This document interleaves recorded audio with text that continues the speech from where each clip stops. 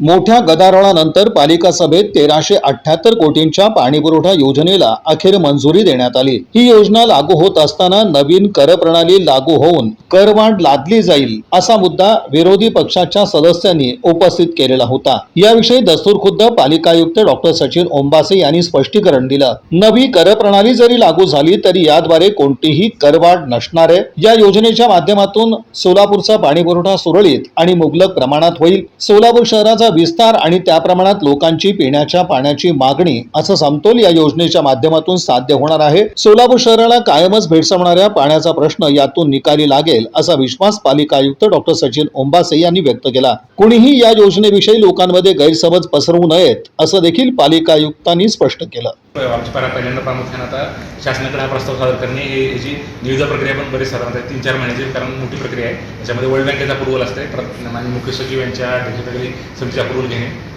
त्यानंतर आपल्या केंद्र शासनाच्या योजनेत बसवायचे का राज्य शासनात हे निर्णय आम्हाला ती समिती दिली।